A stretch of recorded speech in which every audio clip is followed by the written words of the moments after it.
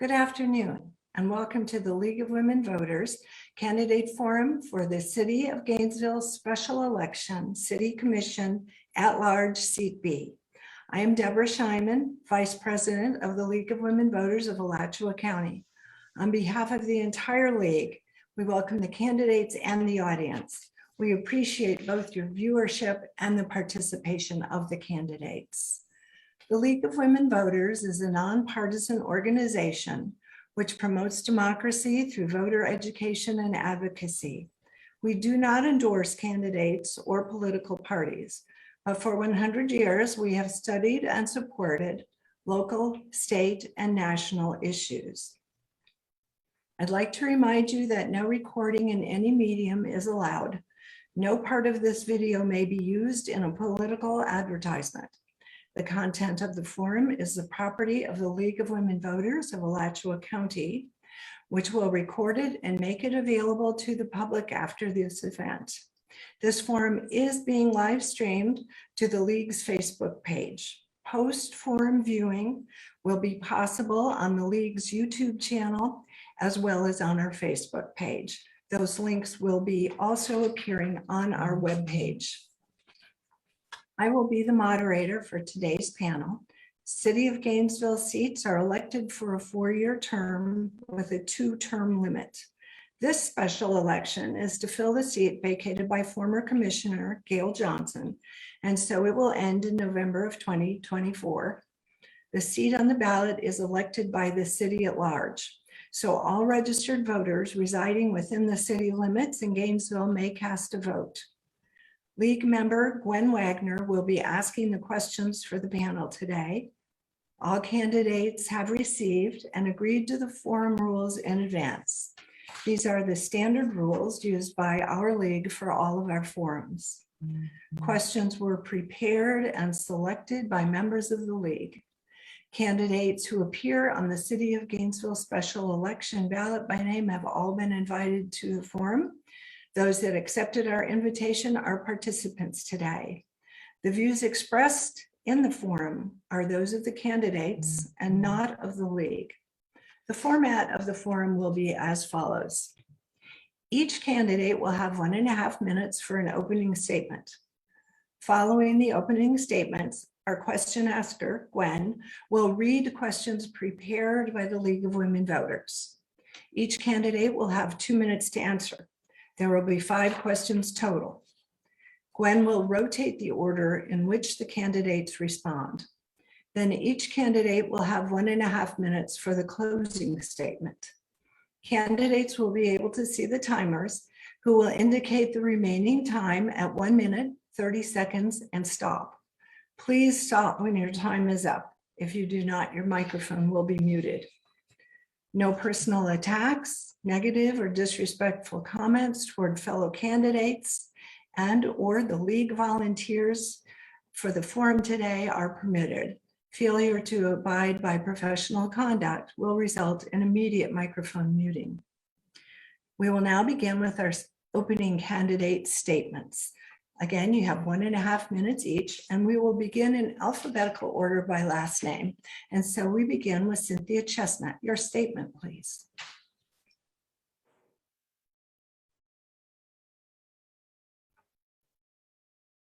Unmute. There, okay. I decided to come out of retirement because the urgency of the dysfunction on the current Gainesville City Commission requires the experience, wisdom, leadership, humility, and respect of the public that I have developed as a veteran public servant for over 30 years. Furthermore, I feel indebted to the citizens of Gainesville who have elected and allowed me to serve at nearly every level of government. City Commission, 1987, Mayor, 1990, State Legislator, 1990 to 2000, and County Commission for 1 term.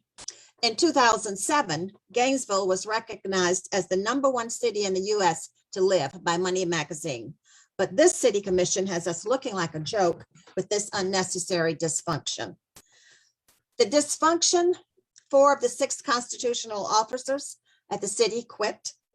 The mayor then asked a 5th to resign. He refused. and one officer decided to remain. A city commissioner resigned, and now 4 out of the 6 commissioners that keep the city running have quit. We just went through an agenda of 54 pages for one night's meeting.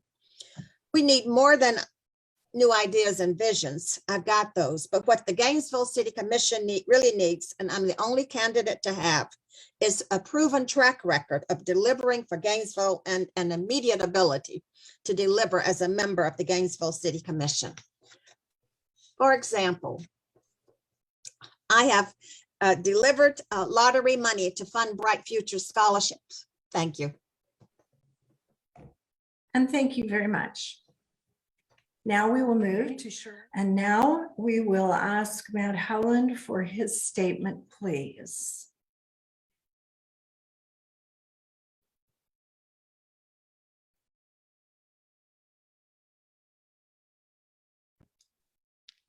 Hi, everyone. I want to start by thanking Dr. Chestnut and Mr. Henry. Dr. Chestnut has had a long, successful political career, and Mr. Henry's been a strong leader for East Gainesville. And personally, it really is an honor to be on the ballot with them. I'd also like to recognize the members of Gainesville Fire Rescue who joined me this morning to knock on doors and ask the residents of Gainesville to vote for me. It was an honor to walk with them as well. My name is Matt Howland. I offer a fresh face with sensible ideas. I'm a pragmatist. I solve problems by seeking education from subject matter experts. I speak with individuals who have an opinion opposite of my own. It's the only way I can make sure I'm not making decisions in a bubble. I was a public school teacher. I started a nonprofit organization. I worked in solar energy. I worked for the U.S. Army. I worked for the City of Gainesville, Parks and Recreation, School Board of Alachua County. I worked in support of the Department of Defense. All my work is rooted in service. It's either in service to people or in service to the environment, and I'm proud of that. I'm running for City Commission because I believe the city needs new blood. I think it's time we get back to basics. Local government has the greatest impact on our day-to-day lives. I don't have an agenda, and I'm not bringing ideologies to the commission. I just like good people with big hearts and big ideas. I've knocked on over 3,000 doors, and the more voters I speak with, the more I want to do this job. The only promises I'm willing to make are the things I can control, and that are my attitude and my effort. I promise to always be positive and optimistic and to carry myself in a manner that makes all of Gainesville proud. And I promise to work hard every day because I know no one will match my energy or my focus. Thank you. Thank you, candidates. I'm Gwen Wagner, and I'm a member of the Voter Services Interest Group.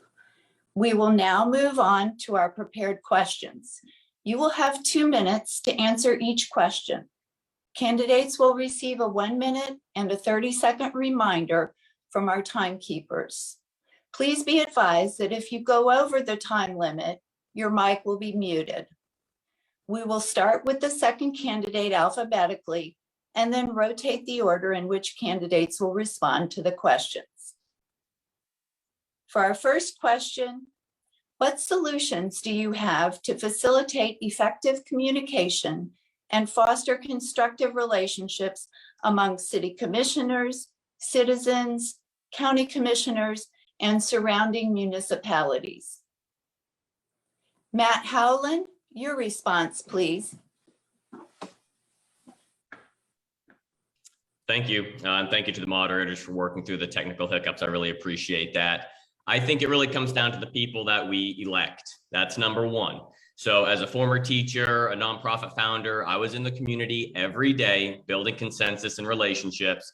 I'm confident with my ability to work with all the current elected officials. If the voters have questions about my ability to work with the current elected officials, I encourage the voters to contact their elected official and ask them. There's other things we can do to improve communication and workflow. I've talked about this before with the charter officers. Between 6 commissioners and a mayor and 6 charter officers, that's 42 different angles of communication. That's different silos of work. This can make communication and workflow difficult. I think there is also opportunities to, if we're going to examine possibly eliminating some or removing some charter officer positions, that we could also consider adding staff support to the city commission to allow the commissioners to have more time to be out in the community doing the work that they're elected to do, which is listen to the voters. I can tell you that with all the doors I've knocked on so far, one of the things I hear most, aside from just the issues, is a feeling that they're not listened to, that they haven't seen their commissioner in a while, and that they feel like their voice isn't valued in City Hall. This is something we can rectify, but we have to provide the commissioners a little bit more support to get out in the community and listen to their voters. So those are some things that we can work on. Thank you. Thank you. Cynthia Chestnut, your response, please. Okay, would you just repeat the question again in its entirety? Yes. What Thank you. solutions do you have to facilitate effective communication and foster constructive relationships among city commissioners, citizens, county commissioners, and surrounding municipalities? Okay, thank you. First, let's address citizens. I think the City Commission needs to return to citizen engagement so that citizens feel welcome to come to the commission to address their issues. And you can do that by taking meetings out into the community on the citizens' turf. Town hall meetings. Each of the commissioners prior to Zoom were having individual town hall meetings. But I found when I was on the county commission, one method that was very effective was for the whole commission to go into the neighboring cities and meet with people as a group so that you're hearing the same thing and you can then take some policy direction from people. I want to build a team with our employees. I think that employees feel left out of the loop.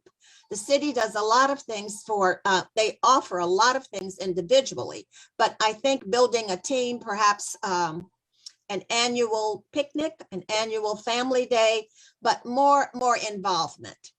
I just remember when prior to serving on the city commission, a local group and I wanted to get a park, wanted to get tennis courts on Northeast 16th Avenue. Our group was focused, and Dr. Leela Pratt took the leadership, but we wrote to our city, asked for the tennis court in our area because we didn't have it at that time, and the city responded. They responded because they were listening to the citizens. They had the citizen involvement. Many of the citizen advisory boards have been eliminated. Citizens have no opportunity for input to the city. So that would be my first thing. Town hall meetings, Zoom meetings, and increased citizen involvement. Thank you. Thank you.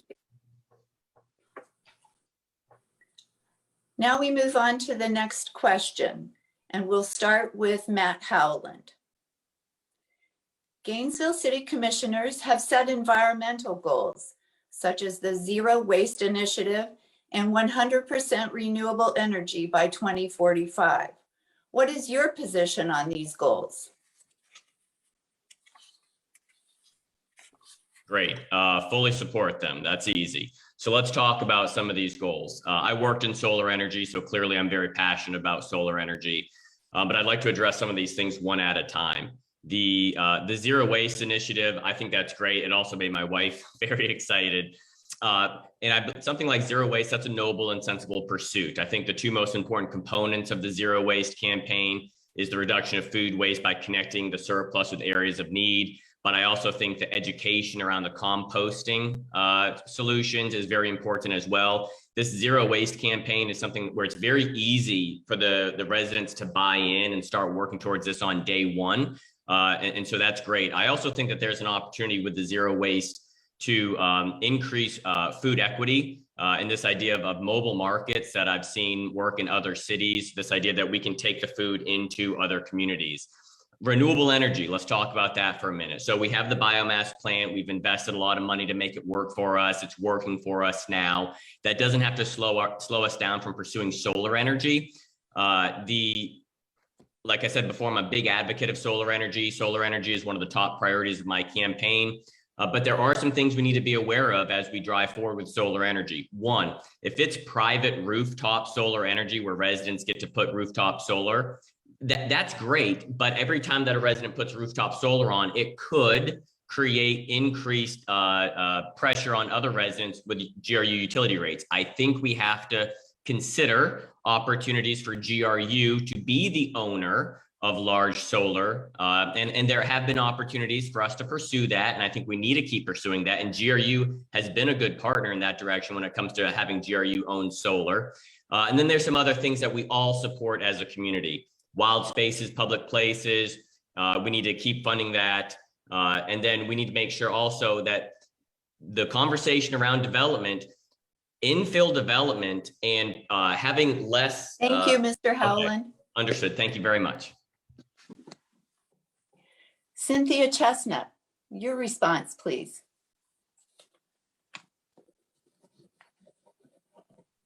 Thank you.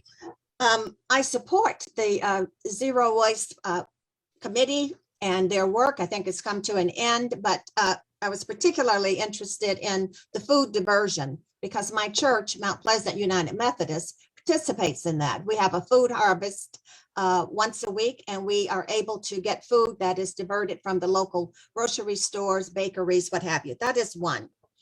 I think we need to look at and address food deserts and composting inaccessibility in the community.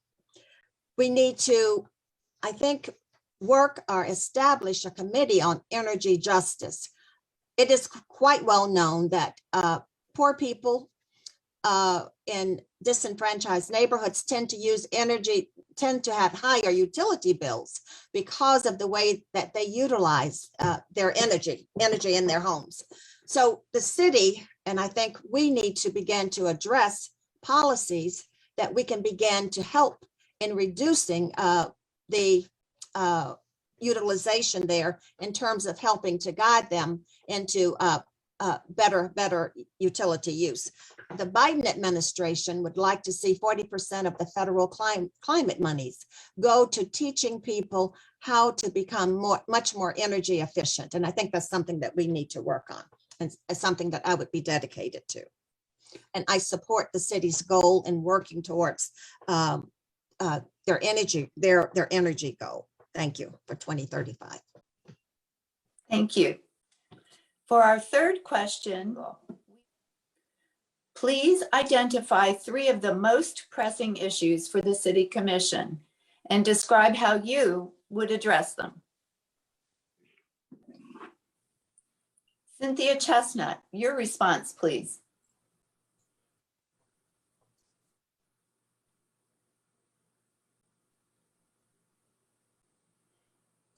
Okay, thank you. One of the most pressing issues facing the city now is what is neighborhood preservation. If you look at and follow what's happening, for example, with the Suburban Heights neighborhood, where the city is considering allowing density there with a 6-story building where St. Michael was formerly housed, a 6-story building with 220 units in it. Is really infiltrating and it's just shameful to that neighborhood. So maybe the City Commission needs to sit down again and define terms. Density, where should density go? I think density downtown, infill downtown, but not in single family neighborhoods. What is a single family neighborhood? Go back and review accessory dwellings, which they approved in the still of the night. Go back there and look at, get a report whether or not that change, which was passed in 2020, has been effective. Moving on. What is affordable housing? Is affordable housing someone who makes $30,000 a year or someone who makes $8,000 a year? Many of the developers now are being allowed higher heights when they say that they're going to affordable housing. I think it is really a ruse. I want to know how long that affordable housing will be in place. I think that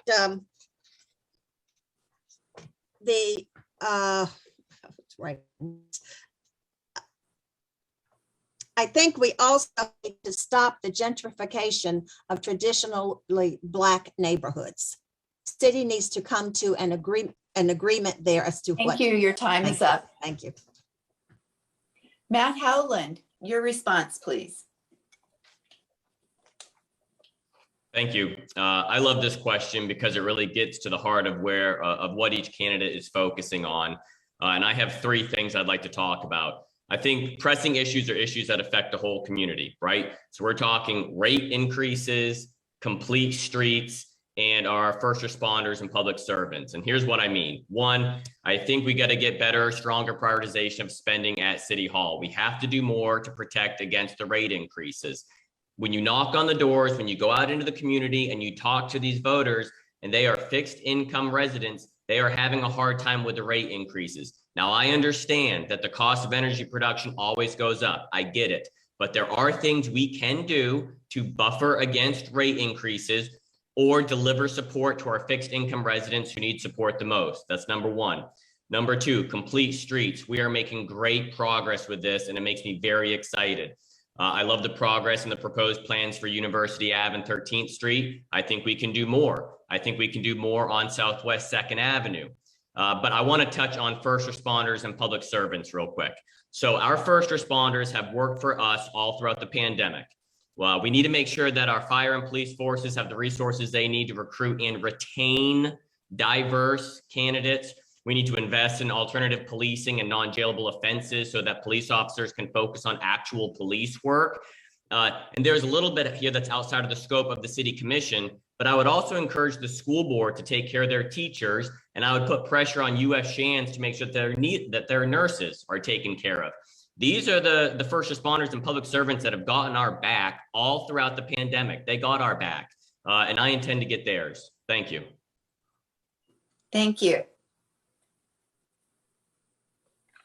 This question, what is your understanding of the role of the city commissioners in the daily operation of local government and services? Cynthia Chestnut, your response, please.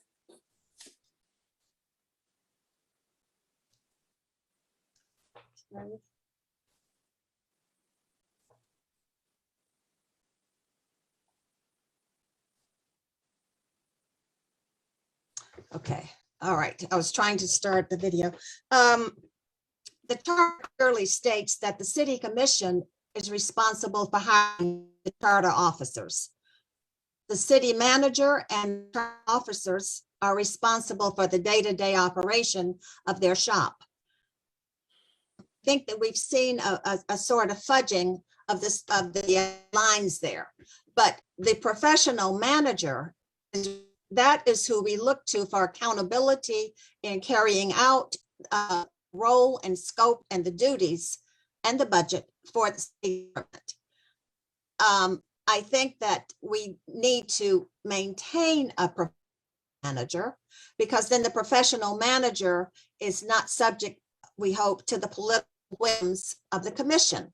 But the commission is not to interfere in the day-to-day operations, nor are they to reach down into individual departments, and that is left to the city. That's left to the GRU manager. It's left to the auditor. They are to run their own departments, and that is why I do not support a mayor form of government. I support the commission manager type of form of government, because there's much more accountability there, and it much more creativity, and it's not subject to the political whims. And this is something that we addressed when we had the Charter Review Commission that I was able to serve on, that we wanted to definitely keep the separation of jobs. Thank you. Thank you. Matt Howland, your response, please. Thank you. I received the support of former Democratic County Commissioner Hutch Hutchinson, and when asked, why do you like Matt?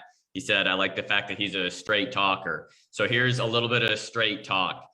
The local government should be really great at the boring stuff, and that's okay. That's utilities, waste collection, street repair, street design, managing city employees. capital investment at fire stations and police departments, preservation of beautiful parks and green space. This is where the focus of the city commission should be every day. Second, hiring of charter officers, and that's something that's going to come up this year and next year. I want to start by commending the commission with the appointment of Cynthia Curry. I think that's an incredible first step in the appointment of charter officers that are committed to pragmatic and sensible solutions. And also how we approach the hiring of charter officers in the future will also play a major role in the diversity and inclusion of our city. So it's important that we keep our eyes on that. Now, this goes back to the original point of my opening statement. We need to be very careful that we are not electing officials that are coming in with agendas or ideologies, right? There's no room or space for politically convenient answers. They are unproductive. We shouldn't make absurd promises or guarantees to the voters. We should be very pragmatic in our approach. And so we need commissioners who are willing to talk about the nuance, talk about the gray areas, and be willing to talk about the hard stuff. Thank you very much. Thank you. Our final question starts with Cynthia Chestnut. Should the Gainesville City Commission change to a strong mayor form of government? Why or why not?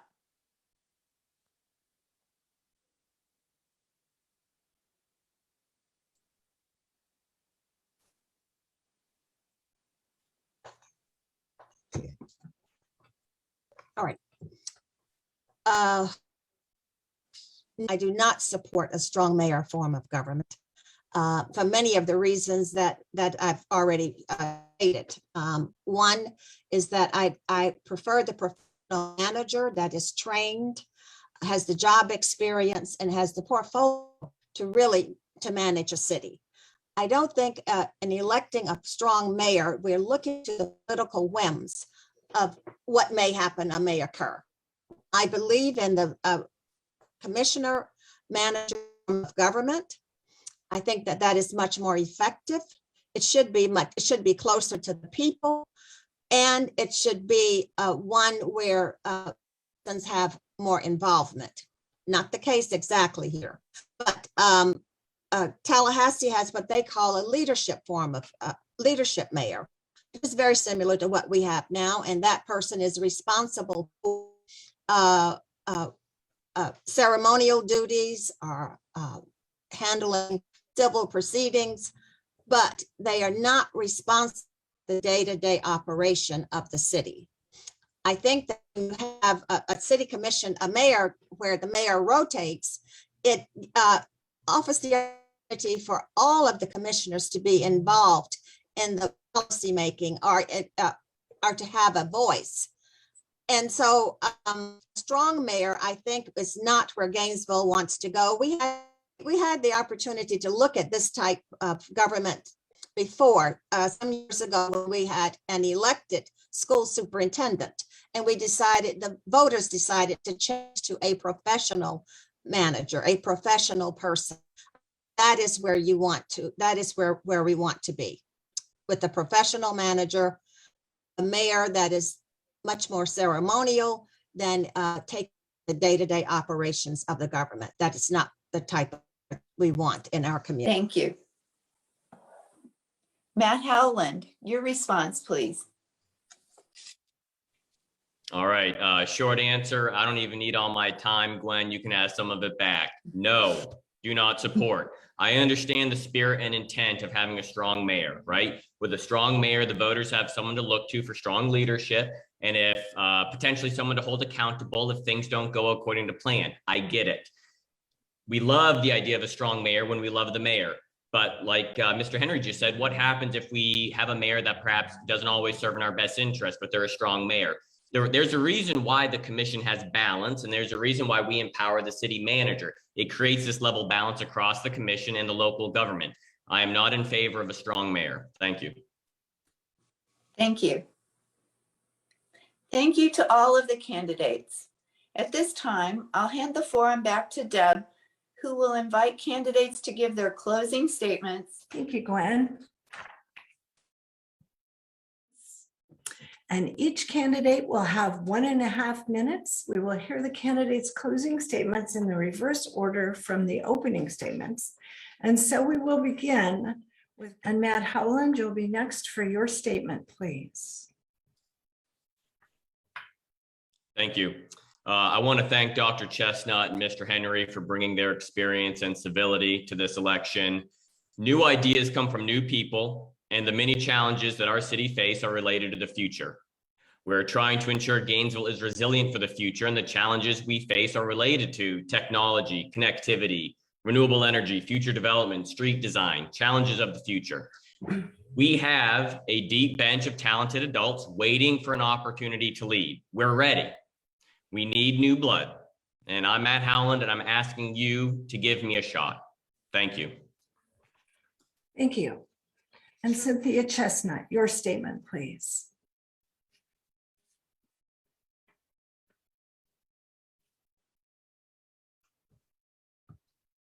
Thank you. Yeah, thank you. The difficulty was in getting the video back. Thank you for the opportunity. Please return me to the City Commission to work together to build a better Gainesville, to address my priorities: neighborhood preservation, violence prevention and eradication, environmental protection, and energy justice. I want to thank the Democratic Women's Clubs of Florida, the Transit Workers, CWA, the Human Rights Council of North Central Florida, and the Stonewall Democrats for their endorsement. I have the experience and will be job ready day one to move forward, to work on behalf of the citizens, to be the voice in City Hall where citizens are welcomed. Vote for a seasoned candidate with proven experience. On November 16th, vote for Cynthia Chestnut. Thank you. Thank you. And thank you to all the candidates for attending the forum and for your thoughtful responses to our questions. This does end the panel for the Gainesville City Commission at-large seat B.